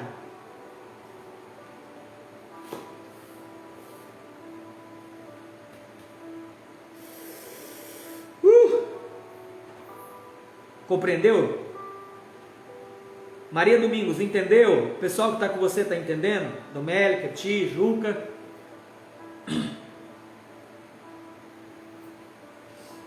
Vou te dar mais um texto e nós vamos parar aqui. Você vê que eu só entrei em uma característica, hein? Só uma. Amanhã nós vamos falar que eles acompanham o cordeiro aonde ele vai. Aí nós vamos entrar nessa segunda característica do vencedor, para nós sabermos se tem muitos vencedores ou poucos vencedores. Quanto tempo nos resta, irmão? Mateus capítulo 13, versículo 9 em diante.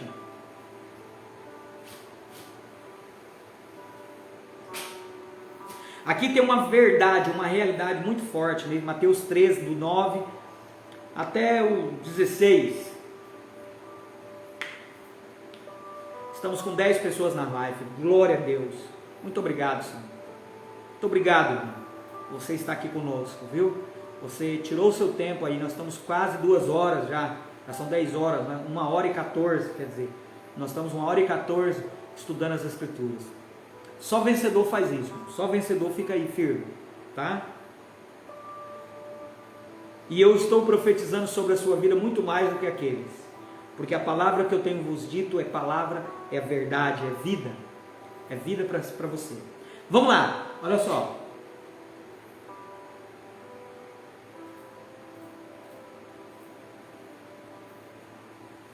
Olha lá, Mateus capítulo 13, versículo 9, diz assim, ó: quem tem ouvido para ouvir, ouça. E acercando-se dele os discípulos, disse: por que ele falas por parábola? Jesus estava ensinando a multidão na beira do mar, e ele ensinava, e ele contava parábolas. E a parábola que ele contou foi do semeador. Um saiu, semeou à beira da estrada, no meio do pedregais, no meio de espinhos, e na terra boa. E os discípulos perceberam que Jesus falando por palavra, ninguém estava entendendo, todo mundo estava sem entender. Então os discípulos chegam até ele e dizem: Senhor, por que o Senhor fala por parábolas? Por que o Senhor conta histórias assim? Ninguém está entendendo nada, por que o Senhor não fala abertamente, para que todo mundo entenda, né? Aí ele vai responder no 11, ele respondendo disse: porque a vós é dado conhecer os mistérios do reino dos céus. A vós é dado conhecer os mistérios do reino dos céus, mas a eles não lhe é dado. Em outras palavras, para vocês eu quero revelar algo precioso, mas para eles não, porque eles rejeitaram o amor da verdade. Eles nem receberam a graça ainda. Eles nem receberam a graça, o favor imerecido. Eles não receberam o amor. A fé deles não foi operada pelo amor. Eles ainda estão tentando ser sinagoga de Satanás, doutrina de Nicolaíta e doutrina de Balaão. Por isso que para eles eu não posso revelar os mistérios, segredos do reino. Porque aquele que tem será dado e terá em abundância, mas aquele que não tem, até aquilo que tem lhe será tirado. Por isso lhe falo por parábolas, porque eles vendo não veem, ouvindo não ouvem nem compreendem. Então as pessoas estão na igreja, estão ouvindo a palavra e não compreendem, estão vendo a manipulação, estão vendo o erro, mas não entendem. Por quê? Porque o Senhor está escondendo deles, porque eles não querem primeiro receber o básico, o simples, o puro, que é Cristo. Cristo é suficiente, com Ele todas as coisas, é a graça. Uau, forte, né, irmão? Uau, glória a Deus. E nele se cumpre, versículo 14, nele se cumpre a profecia de Isaías que diz: ouvindo ouvireis, mas não compreendeis, vendo vereis, mas não percebereis, porque o coração deste povo, o coração, a alma significa emoção, pensamento e vontade. A emoção deles, os pensamentos deles e a vontade deles estão endurecidos. Não permite que a verdade, o amor da verdade, está duro o coração. Não, tem que pagar mesmo, é lei, é as leis de Moisés. Não, é o jeitinho, esse negócio de ficar sofrendo. Não, é você negar a mim mesmo. Não, tem que ser bom para mim, né? Quando as pessoas, não, se não for bom para mim, eu não quero. Por que vai na campanha? Porque vai receber bênção. O centro é ele, o centro não é Cristo, o centro é a bênção dele. Olha lá, endurecido, e o ouvido deles, e ouviram de mau grado, coceira no ouvido, ouviram de mau grado, com os seus ouvidos, fecharam os seus olhos para que não vejam com os olhos, e ouçam com os ouvidos, e compreendam com o coração, e se convertam. E eu escuto, essa palavra se converta é mudar de atitude, é mudar de pensamento, é mudar de vontade, é mudar de sentimento, é mudar, é ter um novo pensamento. 16, ele vai dizer mais: bem-aventurado vós, bem-aventurados os vossos olhos, porque veem, e os vossos ouvidos, porque ouvem. Amém, querido? Bem-aventurados somos nós. Isso, verdade. Tem muito assim dentro da minha igreja. É verdade. Na verdade, Maria Domingos, não tem muito disso só na sua igreja. Até na minha tem. Até na que eu congrego. Na verdade, todas as igrejas elas estão corrompidas. Em alguma área dessa, ou na sinagoga de Satanás, que é praticar a lei, não somente as leis judaicas, todo tipo de lei implantada na igreja, que não está nas escrituras. A única lei que nós temos que cumprir, a Bíblia diz que a única coisa que eu tenho que dever por irmão é o amor. E o único mandamento de Jesus, sim, eu vos dou um mandamento. Qual? Que ameis-vos aos outros como eu vos amei. Quer dizer, da mesma maneira que Cristo me amou, eu tenho que amar. Da mesma maneira que Cristo me perdoou, eu tenho que perdoar. Da mesma maneira que Cristo me suporta com os meus erros, eu tenho que suportar os irmãos no erro deles. Mas na igreja não. Se você não cumpre os meus mandamentos, ó, tchau, vai para outra igreja, você está desviado. Entendeu aí, querido? Forte, né? Então esse é o primeiro, né? Se nós voltássemos lá para Apocalipse capítulo 14, né? Ele vai dizer: e estes são os que não estão contaminados com mulheres, porque são virgens. E estes são os que seguem o Cordeiro para onde quer que vá. Só para você entender, eu já li isso, mas eu vou ler de novo. Sou apaixonado pela Bíblia, querido, de verdade, a Bíblia é tremenda. As Escrituras, Deus deixou tudo nas Escrituras para nós. O problema é que nós somos preguiçosos, nós não gostamos, nós não, né? Porque você é um vitorioso, você é um vencedor, irmão. Você está aqui porque você é um vencedor. Você e a sua família é um vencedor porque você está aqui. 2 Coríntios capítulo 11, eu vou ler de novo, eu li ontem, vou ler outra vez, e vou cansar de ler para você, porque isso aqui tem que entrar no nosso coração. Presta atenção, querido. Versículo 2. Porque estou zeloso de vós. Não, vamos ler o 1.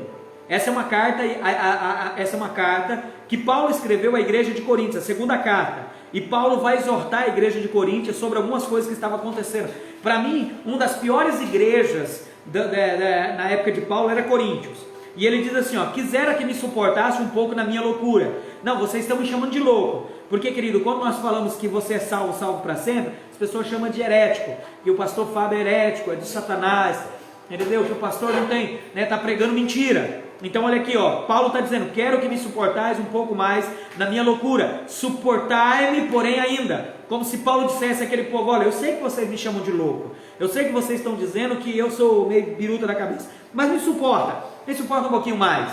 Aí ele vai dizer: porque estou zeloso, estou com ciúme, estou com cuidado de vós, cuidado excessivo de vós, como cuidado de Deus, porque vos tenho preparado para vos apresentar como a virgem pura. Olha lá, quem são esses? São aqueles que não foram contaminados com mulheres, mas são virgens.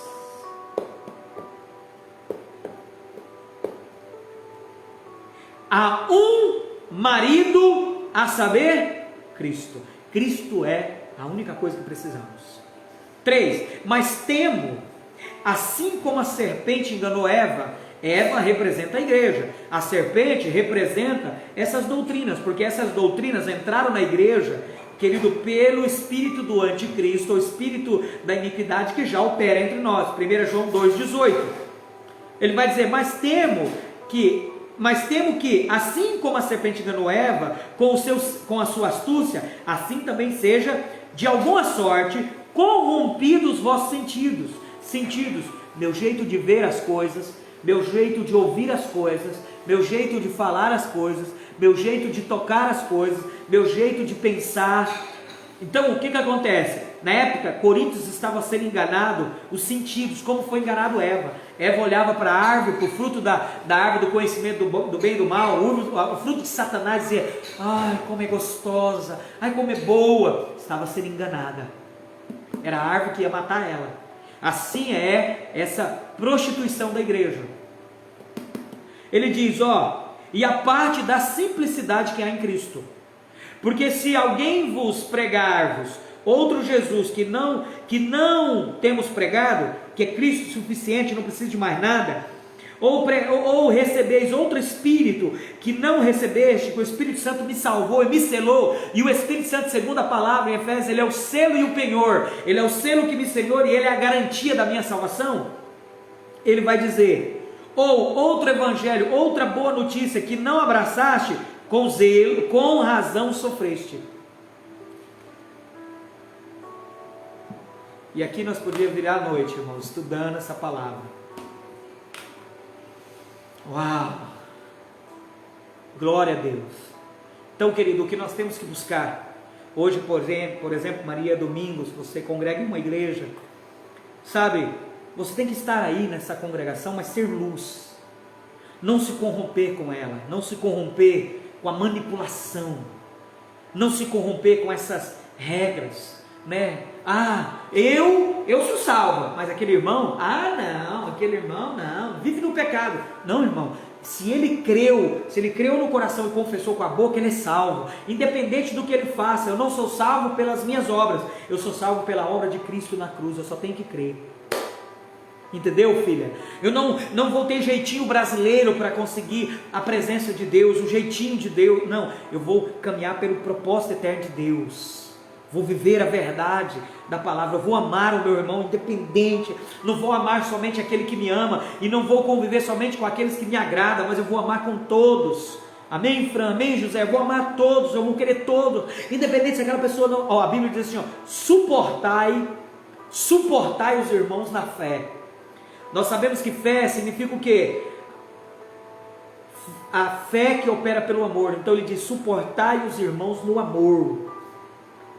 Eu aguento esse irmão que é insuportável, porque Deus me amou e nos suporta, me ama, porque eu sou todo errado também, e Ele me ama, então eu vou amar esse irmão. Esse aí, querido, é não fazer a minha vontade. Mas nem chegou ainda aí, querido, é tanta coisa boa que nós vamos aprender nesses estudos, né? No estudo de meio-dia nós estamos falando sobre a salvação completa, e agora à noite nós estamos falando sobre quanto tempo nos resta. Olhando para o panorama, para a gente terminar, falta 5 minutos. Orando. Que bom, a mãe Vera está aprendendo muito, que bênção, glória a Deus, filha. Olha só que tremendo, olhando para o panorama completo da igreja, e eu falo igreja cristã, evangélica, né? Você vai ver que em algumas igrejas existe o clero, o presbitério, que manda e desmanda, né? Existem homens de Deus que ouvem a voz de Deus e cuida da sua igreja. Nós sabemos que dentro da igreja ele precisa ter liderança, precisa ter uma hierarquia, né? Deus trabalha sobre isso, sobre hierarquia, sobre governo, mas esse governo não pode ser manipulador, não pode ser corrupto, não pode ser jeitinho brasileiro, não pode, né, mentir para dominar, para ter bel prazer, para ter recompensa. Então, olhando para o panorama da igreja, né, a corrupção da idolatria, dos ídolos, né? Olha só, nós, igreja católica, apostólica, romana, né? Nós somos igreja católica, mas cristã, não igreja católica, apostólica, romana. Nós somos igreja católica, apostólica, mas não romana, porque essa igreja não é de Roma. A igreja católica, apostólica, ela é universal. Isso está dizendo, é uma igreja, né? O povo, a eclésia, saiu para fora. Católica porque ela é todo o povo, mas ela não é romana. Ela é apostólica porque ela começou com os apóstolos. Então, muitos cristãos falam, porque a igreja católica, apostólica, romana é idólatra, tem os santos, tudo bem, nós temos o copo d'água, nós temos a vassoura santa, nós temos a unção com óleo, nós temos a campanha, nós temos o circo de oração, que é mais circo de fofocação do que de oração. Querida, pergunta, eu não sei porque que circo de oração tem que cantar no culto de domingo. Não é circo de oração, então bota o circo de oração para orar pela igreja, não cantar. Eu não entendo, sabe, essas coisas, parece que é para preencher algo, né? Mudando aquilo que a Escritura diz, né? Não tem um grupo que ora, a igreja ora. Você entendeu, irmãos? Então, olhando para o panorama, né, assim, para tudo, olhando para todas as denominações, não igreja, denominações. Quando nós olhamos, querido, o tempo da volta de Jesus está muito próximo. E lembrando que o rapto dos vencedores é 7 anos antes que Jesus volte. Então, querido, eu acredito, pastor Fábio, que nós não temos muitos anos, 1, 2, 3 anos, eu não sei, eu não posso dizer, mas eu sinto no meu espírito, que como Paulo, estou chegando o tempo da minha libação, da minha partida, mas eu corri a carreira, eu combati o bom combate, corri a carreira, mas eu guardei a fé, eu guardei o amor do Pai para comigo, eu guardei Cristo para comigo, eu não abandonei o amor dele para mim era tudo. Oh, aleluia! Oh, glória a Deus, aleluia! Louvado seja o Senhor! Oh, Jesus, Tu és o Senhor! Eu faço de Paulo as minhas palavras e as suas, querido. Vamos correr a carreira, vamos enfrentar, vamos negar a nossa alma, vamos viver para Cristo, não vamos nos corromper, vamos ser puros, virgens, vamos guardar a fé, o amor, vamos viver pelo amor dEle, porque é poderoso. Isso, eu sabia, filha, o Domingos tinha que ter ensinado isso para vocês. Marli Mendes, seja bem-vinda. O rapto dos vencedores é 7 anos antes do arrebatamento. São os vencedores que sobem, são uma primícia. Por isso que é bom estudar. Esparrama isso, Maria, para todos aí, para que todos possam aprender também. Sabe, Marli, esparrama para todos, que todos possam aprender. Nós precisamos ensinar, querido, a maioria dos cristãos precisa se transformar em vencedores. Porque o nosso trabalho é ensinar. Se eles vão resistir, o amor da verdade, aí já não é compromisso nosso, é deles. Se eles resistirem, então Deus permitirá a operação do erro, a sedução pela mentira. Mas enquanto nós temos a oportunidade, todo o tempo nós precisamos ensinar, querido. Amém, querido? Eu quero orar por você, falta 1 minuto. Eu quero orar por você, eu quero abençoar. Estou muito feliz, estou sentindo muita presença do Espírito Santo nos nossos estudos. Eu estou aprendendo muito, muito, muito. E quero que você também aprenda. Quero que você comparta, ensina, sabe, querido, copie esse link aí em cima e manda para todo mundo. Escreve lá no teu WhatsApp, querido, ouça essa mensagem, vai edificar a sua vida. As outras estão lá no meu canal do YouTube, eu vou mandar para você o link do meu canal do YouTube, eu vou deixar aqui para vocês, para que vocês possam, compartilhar, porque todas as ministrações estão lá no canal do YouTube, tá?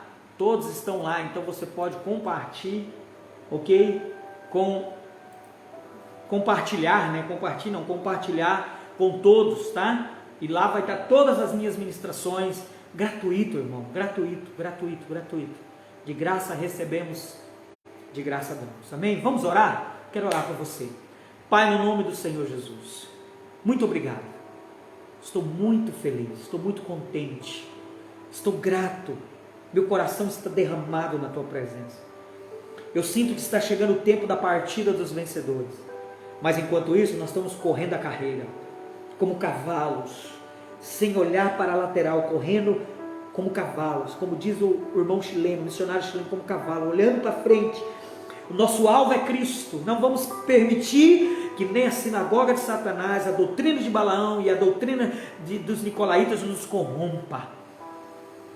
Mas, Senhor, nós estamos vidrados em Ti, porque nós queremos correr a carreira, mas nós não queremos, e queremos combater o bom combate, enfrentar essas doutrinas diabólicas que corromperam a igreja, desde o ano 300, mas nós queremos sempre entender que nós devemos guardar a fé que opera pelo amor, esse amor genuíno e puro, esse amor poderoso, que eu acredito que Ele me guardará em todo o tempo. É o amor dEle por mim. Eu sou amado do meu Pai. Eu sou como João, o apóstolo João. Sou o discípulo a quem Jesus amava. Então, Senhor, eu quero que o Senhor abençoe. Eu te peço em nome do Senhor Jesus, abençoa esses irmãos. Entramos na Tua presença para receber essa bênção. A bênção da Tua palavra, a bênção da maturidade, a bênção do crescimento espiritual, a bênção de ser um vencedor, vencer as nossas dores, vencer cada dia as nossas dores, e ser esse filho varão, essa parte mais forte da igreja, que não se corrompeu com mulheres, e são virgens, servindo ao Senhor. Muito obrigado, nós te louvamos por mais uma live. E amanhã nós estaremos aqui às 9 horas da noite, aprendendo a Tua palavra.